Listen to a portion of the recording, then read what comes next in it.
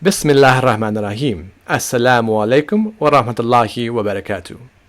Welcome back to 30 Stories for 30 Nights. Stories of the Holy Prophet Muhammad, peace and blessings be upon him. Now, last night we talked about the fact that Islam teaches freedom of religion. That is, freedom to believe what you want to believe.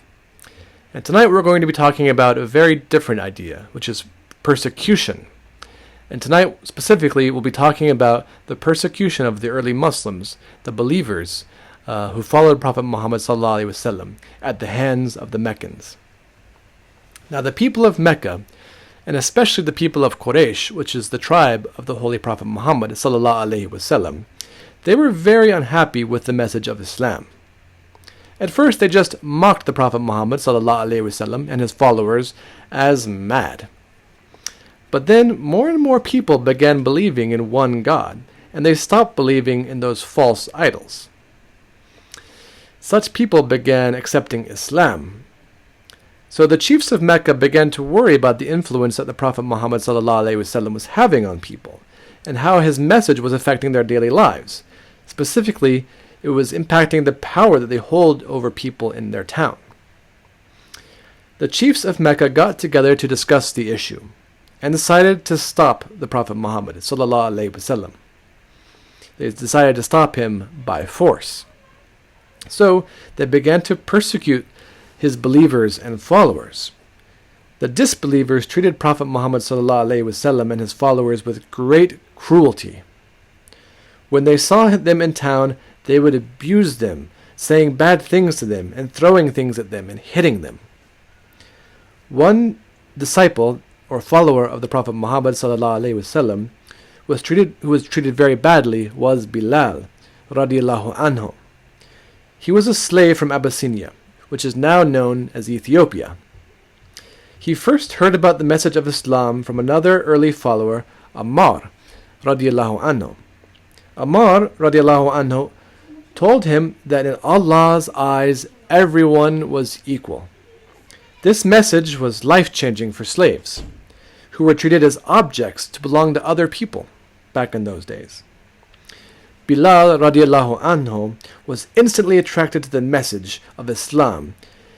This message that his life was just as important as his master and his neighbor. Bilal radiallahu anhu quickly accepted Islam. When Bilal radiallahu anhu's master heard that he had accepted Islam, he treated him very cruelly.